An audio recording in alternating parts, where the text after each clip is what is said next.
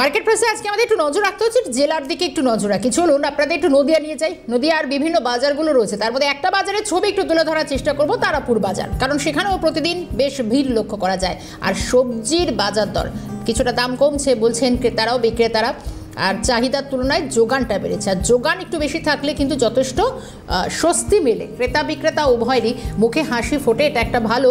আর সবজি থেকে মাছের বাজার সব বিষয়ে কিন্তু একটা মোটামুটি সাধ্যের মধ্যেই দাম যাচ্ছে বলে অন্তত এই বাজারের ছবিটা উঠে আসছে।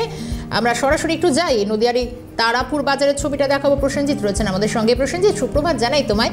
এবং একদিকে যেমন ওয়েদার খুব ভালো, ঝড় বৃষ্টিও হয়েছে, কিন্তু এর পাশাপাশি কিন্তু বাজার দরও বেশ ভালো, যেরকমটা বোঝা যাচ্ছে, কারণ যোগানও নাকি অনেকটা রয়েছে। তুমি বাজার ঘুরে এখন কি দেখতে পাচ্ছ? সত্যি কি যোগান অনেকটাই ভালো, তাই কি ক্রেতা বিক্রেতারা খুশি?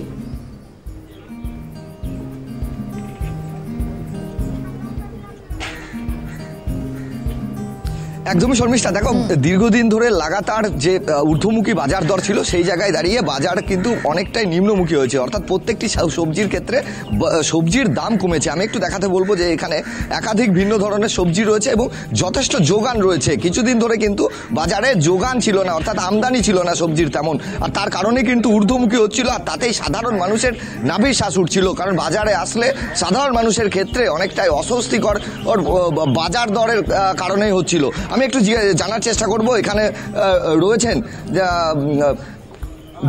বিক্রেতার সঙ্গে একটু কথা বলবো। দাদা, এই সবজির বাজার দর কি যাচ্ছে? হঠাৎ কতটা যোগান বাড়লো যে সবজির দাম কতটা সাধারণ মানুষের নাগালে এলো? বুঝতে পারছি কি বলে মানুষের নাগালে এলো সবজির বাজার দর।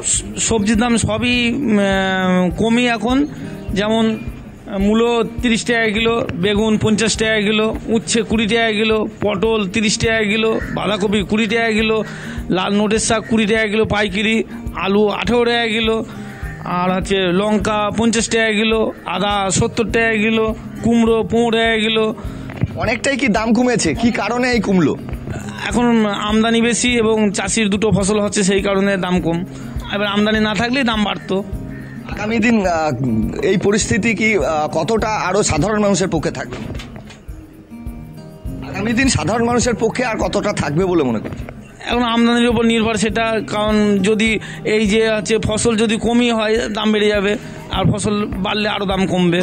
একদমই শর্মিষ্ঠা, দেখো সবজির কিন্তু যোগান হওয়ায়, যথেষ্ট যোগান থাকায় কিন্তু সবজির দাম কমেছে। এখানে ক্রেতা রয়েছে, আমি একটু জানার চেষ্টা করবো। সবজির দাম তো অনেকটাই কমেছে, কতটা স্বস্তি মিলছে আপনাদের? ভালোই বলছে, আমি তো রাজগাছ সব নেই। কতটা স্বস্তি মিলছে? আগে তো সমস্যায় পড়তে হতো। তা হয়তো। আর এখন একটু দাম কমায় স্বস্তি পেলে। একদমই, দেখো আগের থেকে অনেকটা স্বস্তি মিলছে, ক্রেতারা জানাচ্ছে। কারণ সবজির দাম যেভাবে ঊর্ধ্বমুখী হয়েছিল তাতে করে সাধারণ মানুষের সমস্যা হচ্ছিল। বর্তমানে কিন্তু সবজির দাম কমায় অনেকটাই স্বস্তি মিলছে। শর্মিষ্ঠা, বেশ, একেবারে আমাদের নজর থাকবে প্রসেনজিৎ সেদিকে। ধন্যবাদ জানাই। নদিয়ার একটা বাজারের ছবি আপনাদের দেখালাম, অর্থাৎ যোগান যেরকম রয়েছে তাই কিছুটা স্বস্তি আজকে কিন্তু ক্রেতাদের মুখেও হাসি ফুটেছে, কারণ যোগান থাকার কারণে দামটা অনেকটা নিম্নমুখী। প্রসেনজিৎকে ধন্যবাদ।